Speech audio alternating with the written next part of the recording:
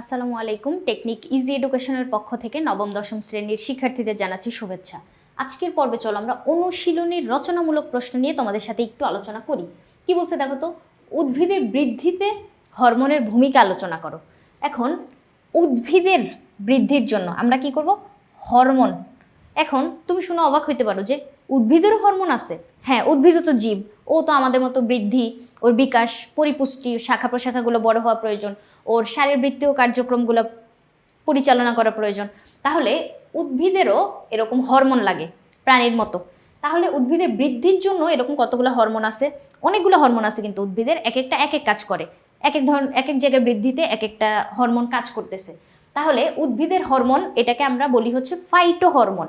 Fight মানে হচ্ছে তোমার উদ্ভিদ, ফাইট মানে হচ্ছে উদ্ভিদ, আর ফাইট থেকে ফাইটো আর হরমোন। উদ্ভিদের হরমোনকে আমরা কি বলবো? ফাইটো হরমোন বলবো। এই যে ফাইটো হরমোনটা, এটা কি জিনিস? একটা জৈব রাসায়নিক পদার্থ। দেখো, একটা জৈব রাসায়নিক পদার্থ, যেটা অবশ্যই উদ্ভিদ দেহে উৎপন্ন হবে, কারণ উদ্ভিদের হরমোন যেহেতু, উদ্ভিদের দেহে উৎপন্ন হয়ে উদ্ভিদের বৃদ্ধি নিয়ন্ত্রণ করবে, উদ্ভিদের বিকাশ, বিভিন্ন অঙ্গ প্রত্যঙ্গ সৃষ্টি, এরকম বিভিন্ন ধরনের শারীরবৃত্তীয় কার্যাবলীও নিয়ন্ত্রণ করতে পারে।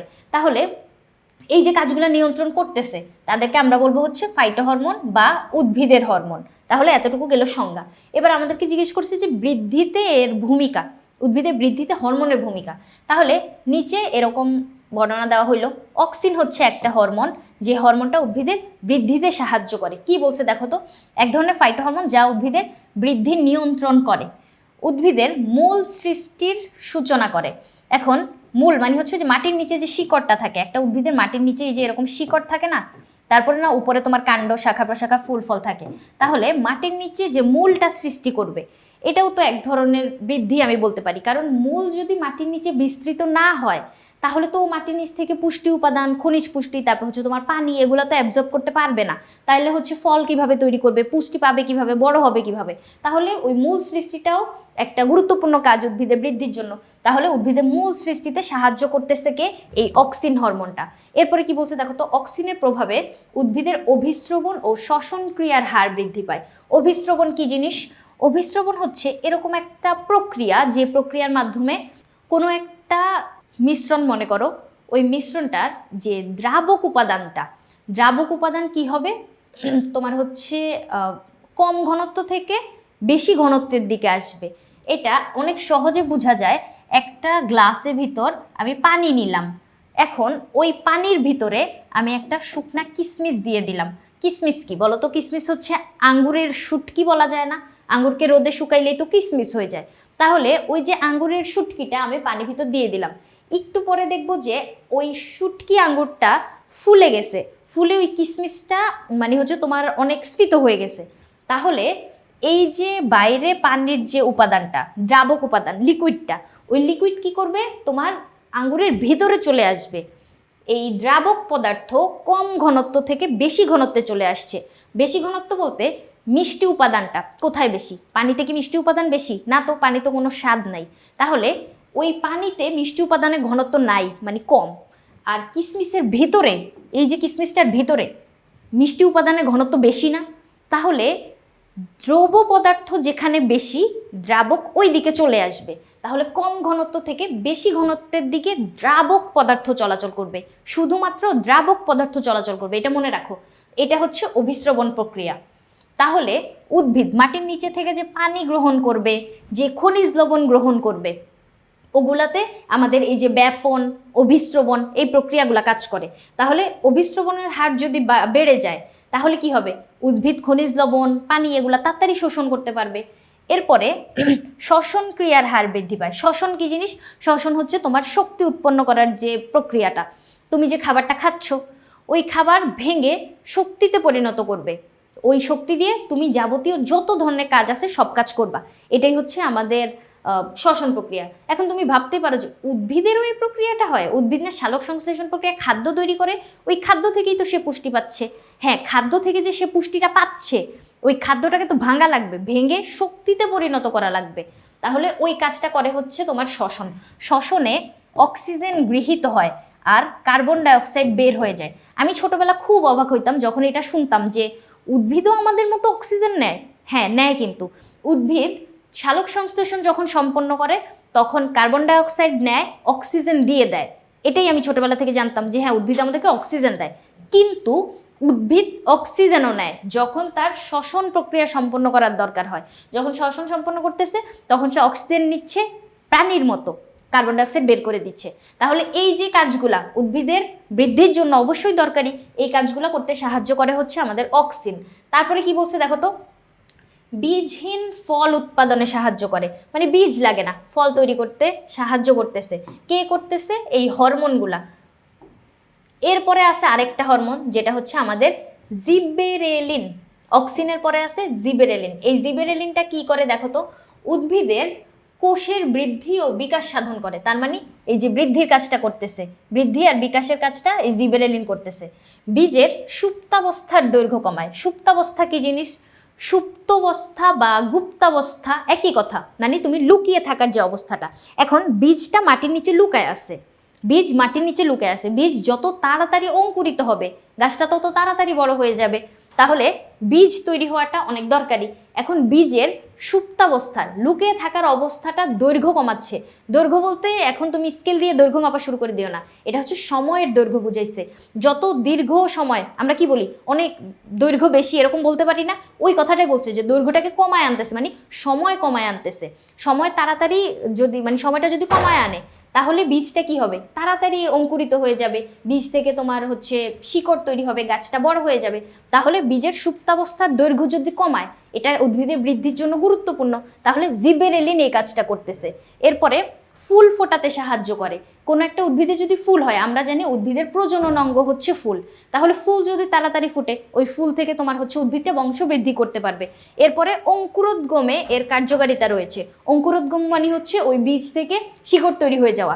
এই যে তোমরা কখনো এরকম দেখছো, ওই যে আমরা যে ছোলা বুট খাই না, এই যে ছোলা বুটে মাঝে মাঝে এরকম শিকড় বের হইতে দেখছো, ভিজায় রাখলে কিন্তু শিকড় বের হয়, এটারই বলি হচ্ছে অঙ্কুরোদ্গম হয়েছে।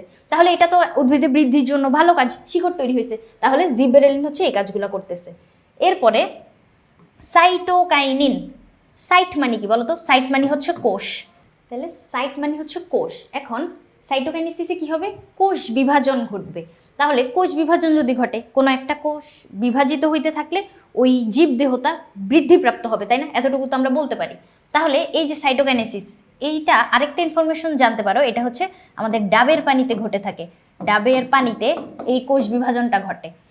এই হরমোন বিভিন্ন ঘনত্বের অক্সিনের সাথে যুক্ত হয়ে কোষ বিভাজনকে উদ্দীপ্ত করে। তাহলে অক্সিন একটু আগে কি জানলাম, ও হচ্ছে বৃদ্ধি সাধন করে বা বৃদ্ধি নিয়ন্ত্রণ করে। তাহলে এই যে বৃদ্ধি নিয়ন্ত্রণকারী অক্সিন ওর সাথে যুক্ত হয়ে কোষ বিভাজনকে উদ্দীপ্ত করবে।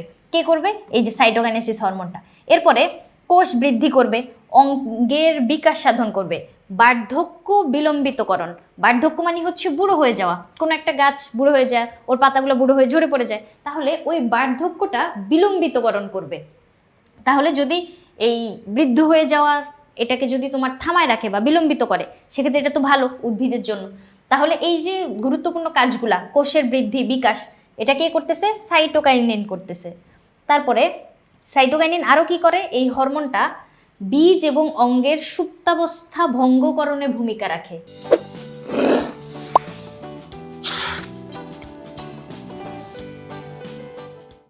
বীজ আর অঙ্গের সুপ্তাবস্থা। সুপ্তাবস্থা কি জিনিস? সুপ্তাবস্থা মানে হচ্ছে লুকায় থাকার অবস্থা।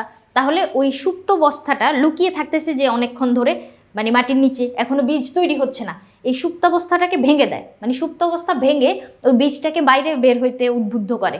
তাহলে এই যে সুপ্তাবস্থা ভেঙে দিচ্ছে, তাহলে এটা উদ্ভিদের বৃদ্ধির জন্য গুরুত্বপূর্ণ। তাহলে সাইটোকাইনিনও এভাবে আমাদের উদ্ভিদের বৃদ্ধিতে সাহায্য করতেছে। এরপরে কি আছে দেখো তো, ইথিলিন। ইথিলিন হচ্ছে একটা গ্যাসীয় হরমোন। দেখো ইথিলিন ও হচ্ছে একটা গ্যাসীয় হরমোন, যেটা উদ্ভিদের ফল পাকাইতে সাহায্য করে। এখন এই যে তোমরা দেখো না, যে কোনো একটা ফল গাছের নিচে দিয়ে যদি তুমি হেঁটে যেতে থাকো, তখন ওইখানটা পুরা এনভায়রনমেন্টটা হচ্ছে, মনে করো আম গাছের নিচে তুমি যাচ্ছ, পাকা আম হয়েছে, এখন আমের ঘ্রাণে পুরা জায়গাটা মো মো করতে থাকে না? এখন কোনো একটা গাছের আম যদি পাকা শুরু করে, ওই গাছের সবগুলো আম হচ্ছে একসাথে পেকে যায়। কি জন্য? ওইখান থেকে যে সেন্টটা বের হচ্ছে, ওই গ্যাসীয় যে ইথিলিন হরমোনটা যে বের হচ্ছে, ওইটার কারণে ওই গ্যাস তো সব জায়গায় ছড়ায় যায় তোমার। তাহলে ওই গ্যাসটা যখন ছড়াচ্ছে, ওই গাছের সবগুলো ফল একসাথে পেকে যাচ্ছে, অথবা ওই বাগানটার সবগুলো ফল একসাথে পেকে যাচ্ছে। এখন তোমার কাছে এরকম মনেই হইতে পারে, একটা গাছ সবগুলো ফল তো একসাথেই ধরবে, এটা আবার এরকম গ্যাসীয় পদার্থের কি মানে কি সমস্যা? সমস্যাটা এই জায়গায় যে সাধারণ মানুষের কাছে এটা স্বাভাবিক মনে হবে, কিন্তু সব কিছুর পিছনে একটা সায়েন্টিফিক ব্যাখ্যা থাকে, যেটা একটা গাছের সবগুলা ফল কেন একসাথে পাকতেছে, এটা হচ্ছে ইথিলিন হরমোনের কারণে। সবগুলা ফলে একসাথে ওই সেন্টটা লাগতেছে, একটা যখন পেকে যাবে তখন ওইটা সেন্ট যখন সবগুলাতে লাগবে তখন ওগুলো হচ্ছে পেকে যাওয়া শুরু করবে, তাহলে ফল পাকাইতে সাহায্য করতেছে। চারা গাছের কাণ্ডের বৃদ্ধি ঘটিয়ে, কাণ্ড দেখো, চারা গাছ বলতে ছোট্ট একটা গাছ যেটার ছোট্ট একটু শিকড়, দুইটা পাতা, এই যে চারা গাছের কাণ্ডটা, এই জায়গাটুকু, এই কাণ্ডটা অনেক বড় হবে না, দৈর্ঘ্য বরাবর বৃদ্ধিপ্রাপ্ত হবে, প্রস্থ বরাবর বৃদ্ধিপ্রাপ্ত হবে, বড় একটা গাছ তৈরি হবে। সেক্ষেত্রে এই কাণ্ডটা অনেক বড় হবে, এর বিভাজন এখনো অনেক বাকি। তাহলে এই যে চারা গাছের কাণ্ডের বৃদ্ধিটা যখন ঘটাবে, চারা গাছকে লম্বা হইতে সাহায্য করবে, কে করতেছে এই কাজটা? ইথিলিন। তাহলে উদ্ভিদের বৃদ্ধির জন্য কত গুরুত্বপূর্ণ কাজটা করতেছে? কাণ্ডের বৃদ্ধিটা কিন্তু অনেক গুরুত্বপূর্ণ। তাহলে কাণ্ডের বৃদ্ধি ঘটিয়ে চারা গাছকে লম্বা করতে সাহায্য করবে, পাতা, ফুল ও ফলের ঝরে পড়া ত্বরান্বিত করে। এখন দেখো, এটা কিন্তু একটা খারাপ দিক এই ইথিলিনটার। এই যে ঝরে পড়া মানে ফুল ফল হচ্ছে ঝরে পড়ে যাবে, এটাকে ত্বরান্বিত করবে। ত্বরান্বিত ওয়ার্ডটা আসছে হচ্ছে ত্বরণ থেকে। ফিজিক্সে ত্বরণ শুনছো না? ত্বরণ কি বলে? বেগ বৃদ্ধির হারকে ত্বরণ বলে। এই যে ত্বরণ মানে হচ্ছে বৃদ্ধি, ওই ত্বরান্বিত মানে হচ্ছে বৃদ্ধি বা ইনক্রিজ করা। তাহলে এই যে ফুল ফলকে যদি তাড়াতাড়ি ঝরে পড়তে সে সাহায্য করে, তাহলে তো এটা খারাপ দিক।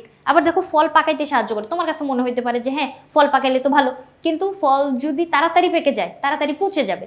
তাহলে এই যে ইথিলিনটা, এটাকে কিন্তু আমরা নেগেটিভ হরমোনও বলতে পারি, কারণ ও হচ্ছে অনেক নেগেটিভ কাজকর্ম করে।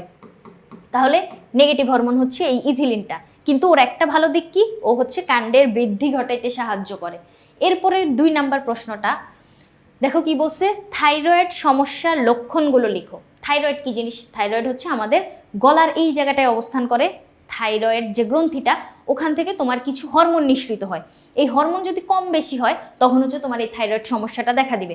দেখো, উদ্ভিদের দেহেও যেরকম হরমোনগুলো গুরুত্বপূর্ণ ভূমিকা পালন করছে, এই যে এতক্ষণ পর্যন্ত আমরা পড়ছি উদ্ভিদের হরমোন, আবার প্রাণীর দেহেও হরমোন আছে, মানুষের দেহে। তাহলে এই হরমোনগুলোও তোমার বৃদ্ধির জন্য, তোমার জীবনযাপনের জন্য, শারীরবৃত্তীয় কার্যাবলী সম্পন্ন করার জন্য গুরুত্বপূর্ণ। তাহলে এই যে থাইরয়েড একটা গ্রন্থি, যেটা আমাদের এই যে এখানটায় থাকতেছে, থাইরয়েড গ্রন্থি থেকে থাইরক্সিন হরমোন নিঃসৃত হয়। থাইরয়েড, থাইরক্সিন, থাইরয়েড, থাইরক্সিন, সহজ কিন্তু। আবার থাইরয়েড গ্রন্থি থেকে থাইরক্সিন, তারপরে আরেকটা আছে তোমার থাইমক্সিন, খুবই কাছাকাছি নামটা। থাইমক্সিন কি করে? তোমার থাইমাস থেকে নিঃসৃত হয়। থাইমাস থেকে থাইমক্সিন, ওইটা আবার কি করে? ছোট বেলা হচ্ছে আমাদের থাকে, আমাদের ছোট বাচ্চাদের ক্ষেত্রে রোগ প্রতিরোধ ক্ষমতা অনেক কম থাকে, ওদের রোগ প্রতিরোধ ক্ষমতাটা বৃদ্ধি করা বা বাইরে থেকে কোনো জীবাণু যদি অ্যাটাক করে প্রোটেক্ট করাটাই হচ্ছে তোমার এই থাইমাসের কাজ। এখন এই থাইমাসটা বড় হইতে হইতে আবার চলে যায়, মানে কাজ করে না, কারণ বড় মানুষদের তো হচ্ছে ইমিউনিটি বেশি থাকে, ওদেরকে তো এত সহজে রোগ জীবাণু অ্যাটাক করতে পারে না। তাহলে ওই যে দেখো, থাইমক্সিন, থাইরক্সিন, খুবই কাছাকাছি নাম, ঘোলায় ফেলেও না। তাহলে থাইরয়েড থেকে থাইরক্সিন নামক এক ধরনের হরমোন নিঃসৃত হয়, যেটার ব্যাঘাত ঘটলে মানে কম বেশি যদি হয় তখন যাই হচ্ছে তোমার এই থাইরয়েডের সমস্যাগুলো হবে। কি কি সমস্যা হইতে পারে চলো আমরা দেখি। থাইরয়েডের সমস্যা হইলে সবার প্রথমে আমি যেহেতু বললাম এটা কোথায় অবস্থান করতেছে? গলায়। গলা ফুলে যাইতে পারে। থাইরয়েড যদি থাকে তখন কিন্তু তোমার এই যে থাইরয়েড গ্রন্থি ফুলে গেলে তখন ওইটার আমরা কি বলি? গলগণ্ড। গলগণ্ডের আরেকটা নাম আছে, গয়টারও বলা যায়। গলগণ্ড অথবা গয়টার, গলগণ্ড অথবা গয়টার হয়। তোমাদের বইয়ে 5ম অধ্যায়ে একটা চিত্র দেওয়া আছে, একটা মহিলার যার গলা হচ্ছে এরকম ফুলে আছে, ওটা হচ্ছে গলগণ্ড রোগ, যেটা থাইরয়েড গ্রন্থির ফোলার কারণে হয়। এটা হয় হচ্ছে মেইনলি তোমার আয়োডিনের অভাবে। আয়োডিন জাতীয় খাবার যদি তুমি কম খাও সেক্ষেত্রে তোমার এই থাইরয়েডের ফুলাটা হইতে পারে। এখন থাইরয়েডের ফুলা বলতে তাহলে ওই থাইরয়েড গ্রন্থির সমস্যা আমরা বলতে পারি। এরপরে অনেক সময় চোখ বড় হয়ে যায়, স্বাভাবিক অবস্থা থেকে বের হয়ে সামনে চলে আসে, এরকম মানে চোখটা হচ্ছে বাইরের দিকে চলে আসতে চায় এরকম।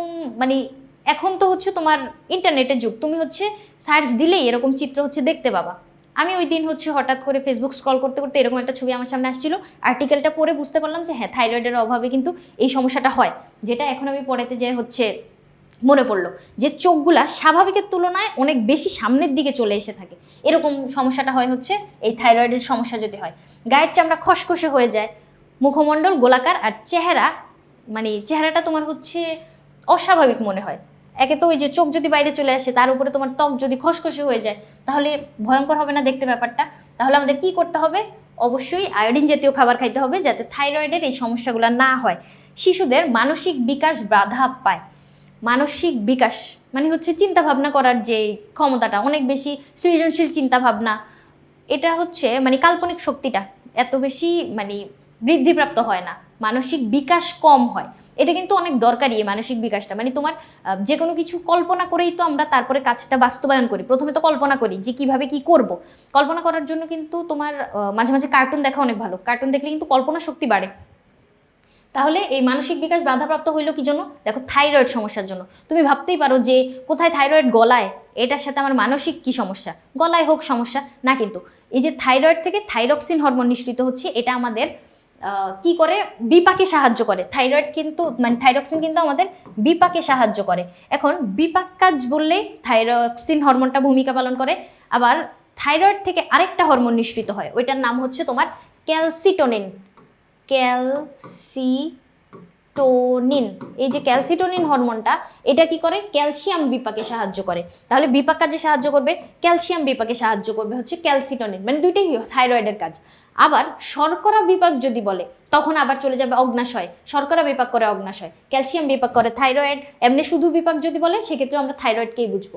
তাহলে এই যে থাইরয়েডের যদি সমস্যা হয়, থাইরক্সিন হরমোন যদি এরকম কম বেশি হয়, সেক্ষেত্রে তোমার এইখানেও সমস্যা হতে পারে, বিপাকেও সমস্যা হতে পারে। তাহলে একটা গ্রন্থি যেখান থেকে হরমোন নিঃসৃত হচ্ছে, ওই হরমোন কিন্তু তোমার বিভিন্ন কাজ সম্পাদন করে। যেমন শুধু থাইরয়েড থেকে নিঃসৃত হবে, থাইরয়েডের কাজ যে করবে এরকম না। হরমোন কখনো যে জায়গায় উৎপন্ন হয় ওই জায়গার কাজ সম্পন্ন করে না, এখান থেকে রক্তের মাধ্যমে প্রবাহিত হয়ে যাবে। রক্ত পুরা দেহে ফ্লো করে, তাহলে পুরা দেহে ওই হরমোনটা ছড়ায় যাবে। থাইরয়েড থেকে উৎপন্ন হইলেও কিন্তু কাজ করবে তোমার কিডনিতে যায়, মস্তিষ্ক থেকে উৎপন্ন হইলেও কিন্তু কাজ করবে তোমার দূরবর্তী কোনো একটা জায়গায় যায়।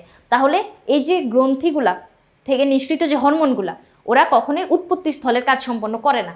তাহলে থাইরয়েড সমস্যার কারণে তোমার হচ্ছে শুধু যে গলায় সমস্যা হবে এরকম না, আরও অনেক সমস্যা হতে পারে।